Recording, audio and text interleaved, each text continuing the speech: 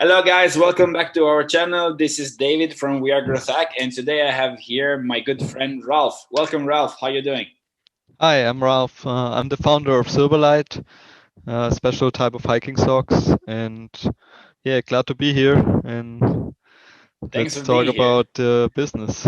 Yeah, let's talk about business. That's what we like. So today we're gonna have a particular episode, a different episode, because we're gonna approach the journey in all sense of an Amazon seller or an e-commerce seller that went in a bit of a different way. And I'm very excited to bring you guys this case study, what Ralph has been doing. So let me just give a little bit of an introduction. We've been knowing each other with Ralph for a couple of years now. We were both based in Hong Kong.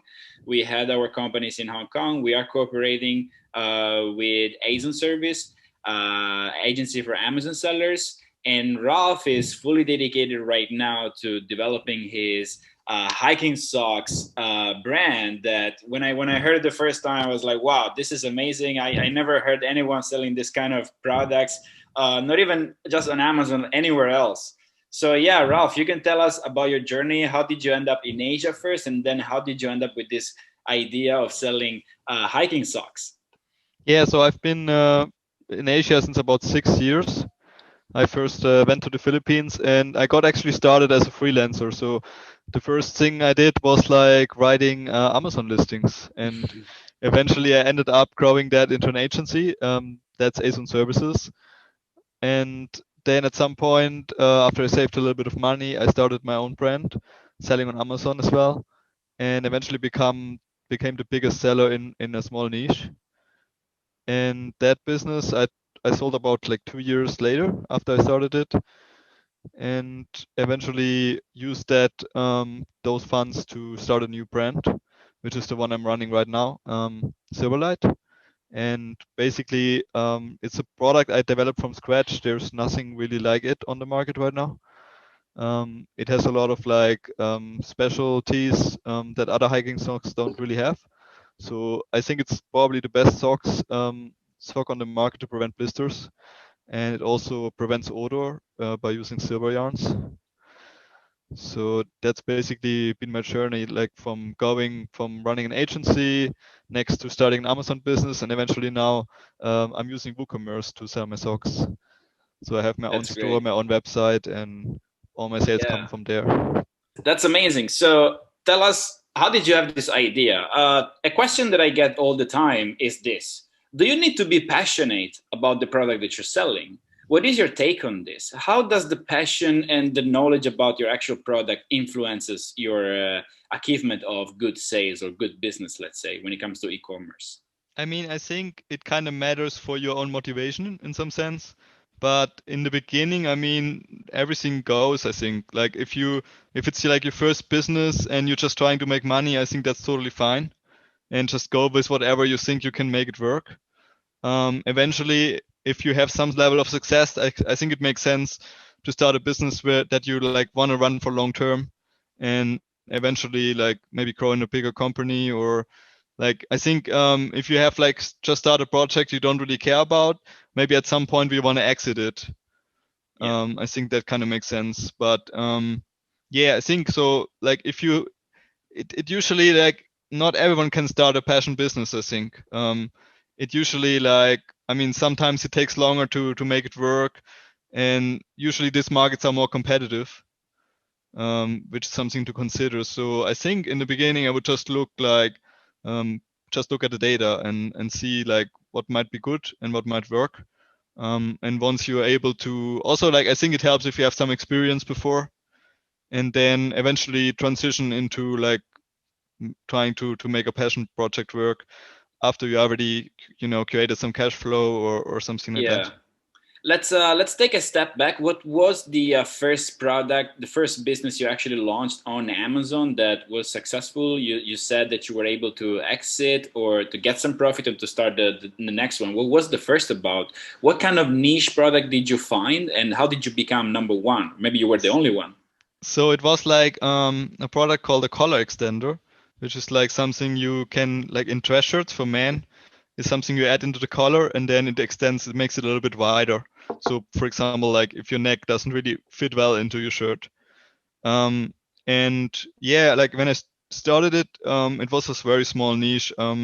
Maybe the whole revenue was about 10,000 per month. Mhm. And eventually it grew a little bit. I mean, Amazon has been growing over the years. So I was doing like, and then I launched a couple more products. So I had like 5 products at the end when I was selling it. And I did up to like 40K per month in the end. So did you actually sell the business, or did you just take the profits and then started launching your products? No, I actually sold it. Now I think it might have been not the best idea. Because I think maybe the cash flow, it like building the new business kind of took longer than I expected. So it might have been smarter to just, reinvest the cash flow and grow it with that. But I sold it like, and yeah, so like now I have to live with that decision. Yeah, yeah. In terms of profit and amount of sales, of sale, that of the amount that you sold your Amazon business, what was the ratio between your profit or gross sales and then the final amount that you sold the business for? It was like 27 times monthly profit average of the last 10 months. That's amazing. That's good because also this whole huge business of acquiring Amazon FBA businesses is just booming right now. When we talk about companies like Thrasio and all the others, there's a lot of money. We're talking about billions in US dollars Yeah, involved in this business. I think a lot of larger businesses also realized the potential there Mhm. and eventually ended up like buying smaller businesses that are only selling on Amazon, especially like businesses that themselves maybe they haven't been really that successful transitioning more to online channels, and for them it makes a lot of sense to acquire like an online only business. Yeah. Yeah. So let's move into the new product that you're actually launching. And I remember you had your first launch on Amazon, but then you realize, okay, something is wrong here. I could probably sell it somewhere else. How did you start with this business?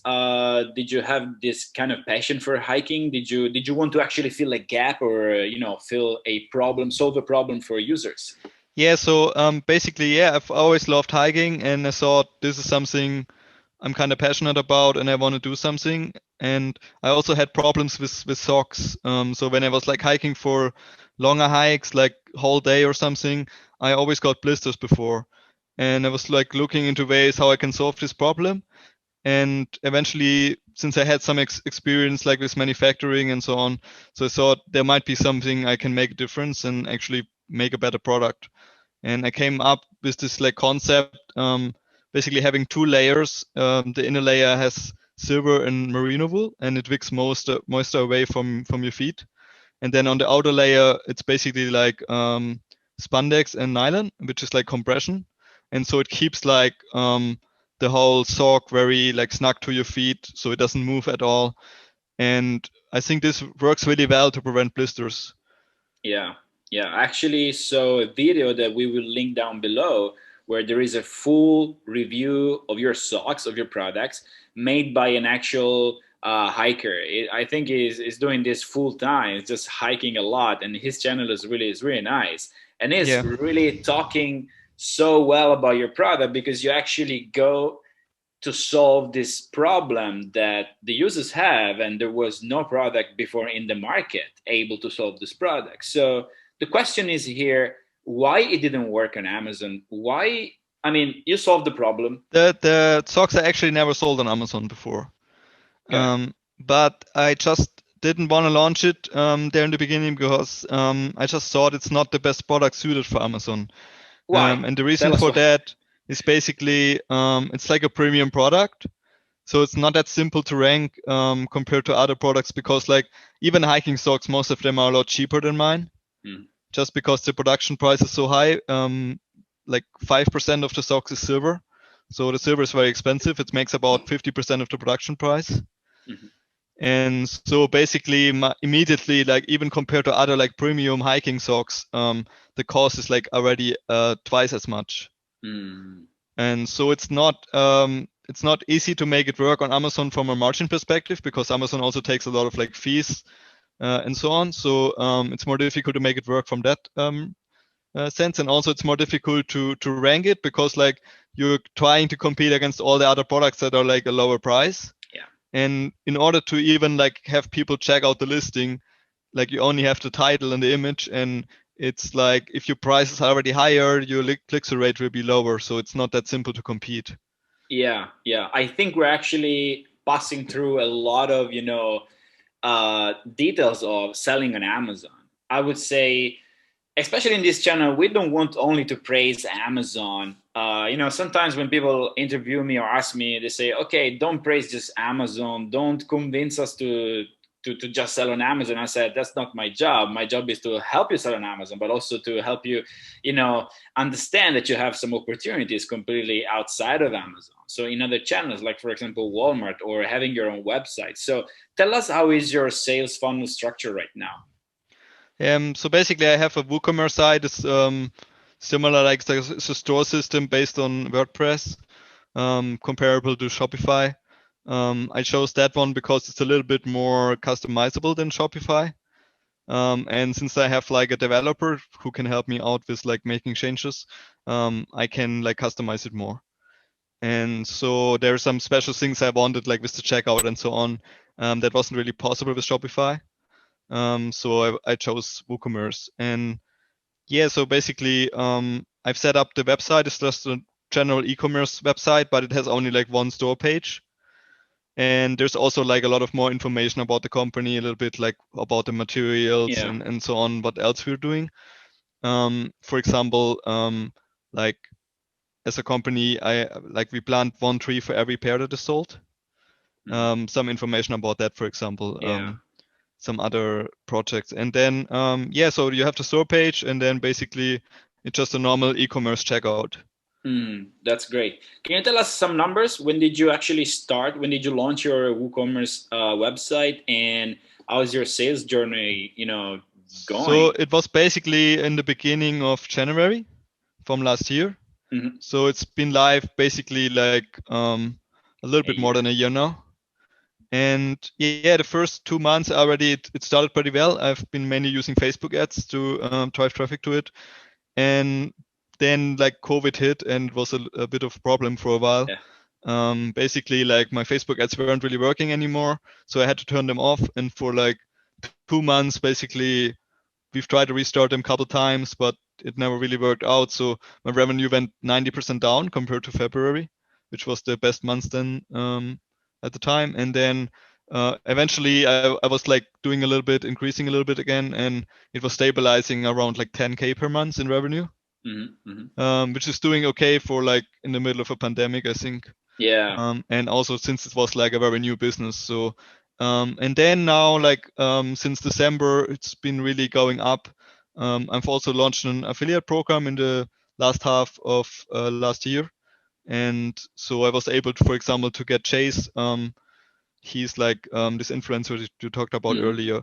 And he did like a long through hike over the Pyrenees in the socks, and he made a nice review. Walking like over more than 800 kilometers Wow. only with Silverlight socks. Wow. And so he was really happy with the product. And yeah, this kind like his video helped a lot, for example, to drive a lot of sales Yeah. recently. What was the impact of this single review video by this very good influencer? How much in terms of percentage did your sales grow since, compared to the previous month, let's say? Yeah, I mean, I did over 40K last month in revenue, Wow. and that was basically all based of the video, like the increase. I think so. Normally, I would maybe do now around like 15, 20K per month, and it basically doubled the sales for the month. Yeah, that's amazing. So we So it's see. like it brought like a lots of orders, and also I think it introduced a lot of new people to the brand in general. Yeah, yeah, that's great. I mean, we proactively advertise the use of influencers, whether it's for your Amazon store, Amazon product, or just your website or anything you're doing. Influencers right now is some of the best ways to get traffic, to get people in particular niches. Because what we say when it's about selling on Amazon, finding your product, the first thing you have to do is you have to identify your buyer avatar, and whether you're selling on Amazon or off Amazon, it doesn't really matter. So when you can find the right way to talk with your niche, with your target user, and one of the best way is using influencers because they know what they're talking about, then you're definitely on the right path. um, Can you tell us more for our listeners when it's, in your opinion, not the case of launching a product on Amazon? I mean, this was a very fortunate decision for you, right? So how did you come up, especially coming from a Amazon background, how did you come up Yeah. with this decision?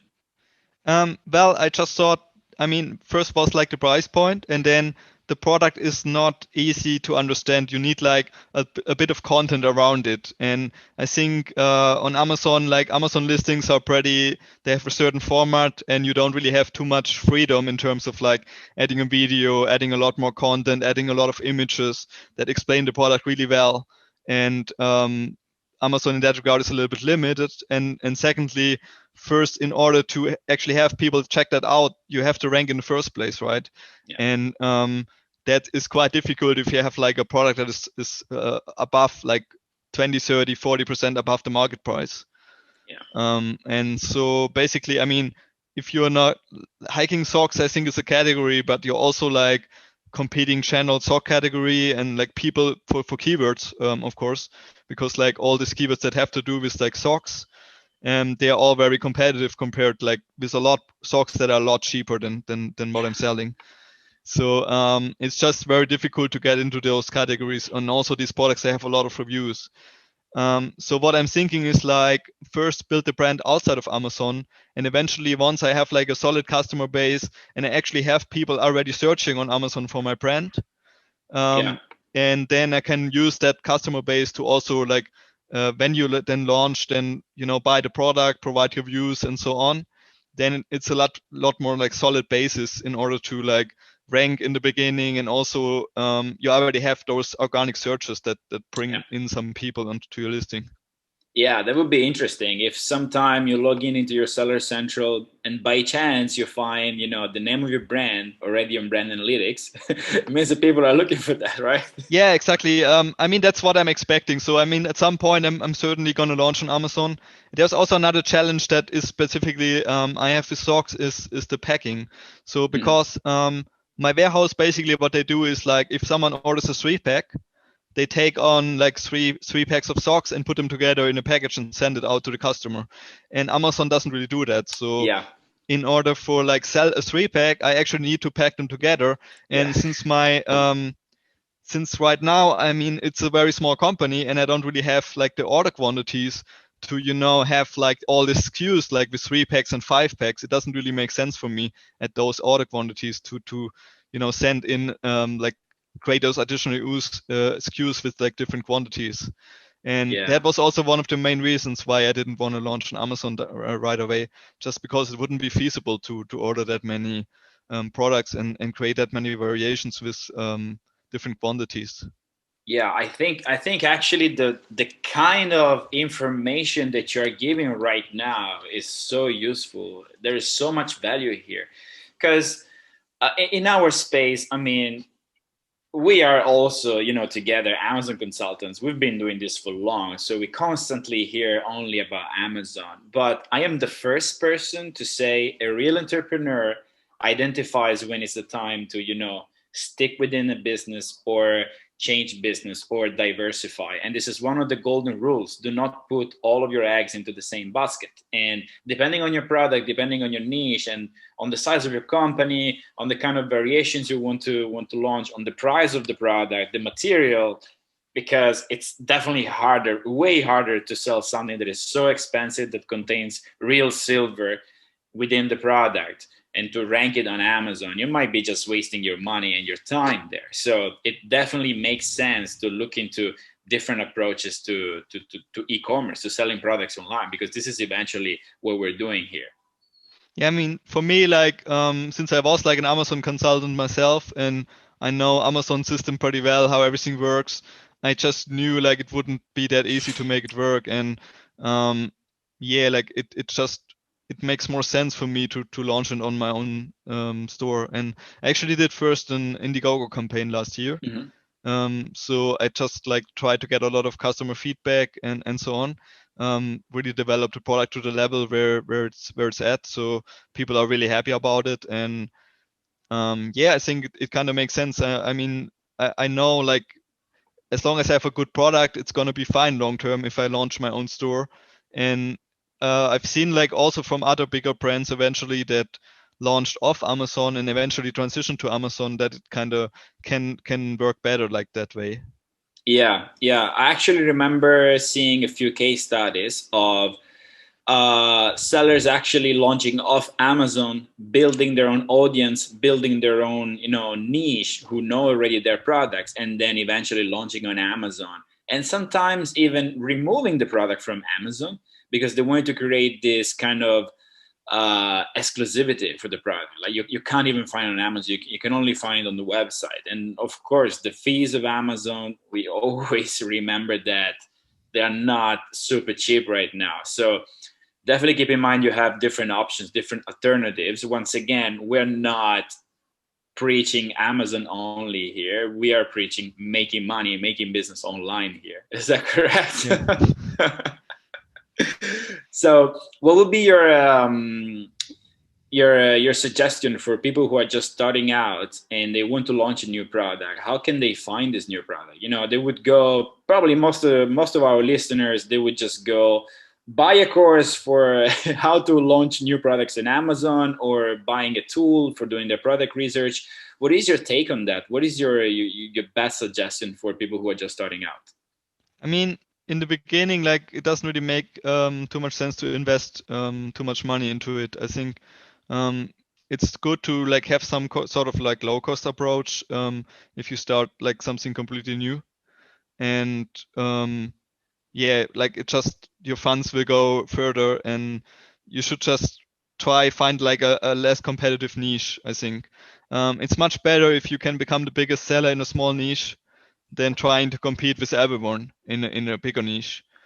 Definitely, It's especially definitely in Amazon. better to like find something. So I would like look right now, if I would launch something now, I would look like into Europe, maybe some other smaller countries that are less competitive, and try to find like a niche there where you think you can compete with other sellers. And I also like niches that are not so that are kind of boring, let's say, like products that are not really like people, not a lot of not a lot of new sellers going into those niches. So that's like what I think is like a good niche, if it's not like really attractive in terms of like what the product is. So if people don't think that's something I want to sell, basically.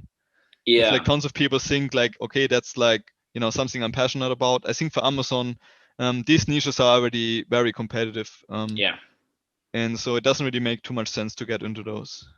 yeah. I mean, This maybe is that was great. good like 5 years ago, or even long ago, but right now I think there are so many Amazon sellers, and you just want to find like a small niche where you're able to compete, and eventually yeah, also like sell off Amazon. Yeah. Uh, Jumping back to the color extender, Yeah. how is that going now? Do you have? I mean, is that product having a lot of competitors right now, or is it still like the only one in the market? It's still like it has a very good market position. So when I sold it, I had like about 70% market share or so for this product.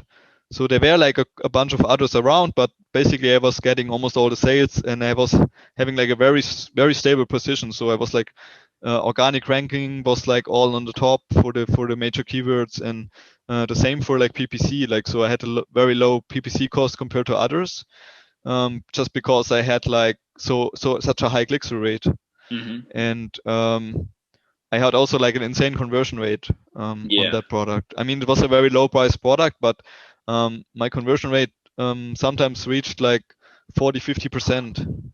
that's amazing. Yeah, I never And seen that. yeah, it's just because like pretty much everyone, like, I mean, I was like price competitive compared to all the products that were like relevant in terms of reviews. So Mm. everyone who had like more than 100 reviews, I wasn't really higher priced. I was about the same. And then I had like, so basically my competitive advantage was just having like an additional pair in the beginning. So Mm. I had like, I was selling a pair of 6 instead of 5, and I also lowered the price a little bit. So I actually competed on price on that. Yeah, It was possible because the margin was pretty good on that. yeah, It might not be possible anymore to do that, but once you're like in a certain place, because all the searches, so people like I'm showing up because I have like multiple products, so I have different colors, and I actually chose deliberately not to put them together into one listing. So I've actually taking more real estate by Yeah. having like two different colors. Made a lot of sense for that niche. And so I had like these two listings. They have the most reviews, and they show up on top. And on top of that is the PPC. So like basically the first like 3 or 4 listings are all mine. And Yeah. so basically, yeah, that's why do you have this like insane conversion rates, and everyone who like searching for that product, they basically click on mine and buy it eventually. Almost everyone, like Yeah. everyone. So yeah, I had this like insane market share, and yeah, now it's still doing very well. But it wasn't really I kind of topped out a little bit because like the niche, I mean, I kind of reached the limit of what I could achieve in that niche. I mean, you're never going to reach 100% market share. Yeah. That's impossible. So I basically was limited to the growth of the niche itself. And it was not like something maybe a lot of new people discover every day, you know. Yeah. So I was kind of limited in terms of my revenue, and I was also looking into other products, but there were many like similar products, and the niches were often, you know, they had like a lot, like Chinese factories you were Mm. competing against with very low prices.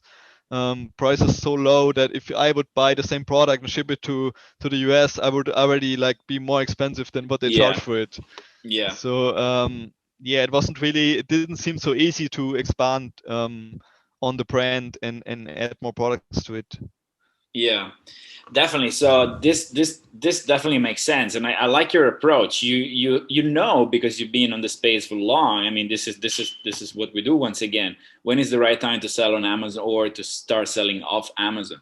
So Ralph, this was amazing. Really, we have a action packed, value packed of information here that I'm sure that a lot of people will enjoy this. Guys, don't forget to like this video and subscribe to our channel if you like this content so we can provide more and more content again. And Ralph, thank you very much for being here. So how can people get in touch with you? Yes, thanks for having me. Yeah, I'm easily reachable via my website, and you can contact me at ralph@silverlight.store. So that's my website, silverlight.store. That's amazing. We will leave a link down in the description below. We will also link to the review because this product really looks good. After watching the video, I wanted to go on a hike and buy this product. Seriously, it was so cool. Yeah. And I know you love hiking, right? So you probably didn't mention that. Yeah. So that's really interesting. So if people want to get in touch with you for any kind of questions or advices or even questioning about hiking or how did you find your supplier or anything, they can get in touch with you. We will leave your email down below. Okay, Ralph. So thank you once again for being here, and I'll see you at the next time. Okay, see you. Bye Bye. bye.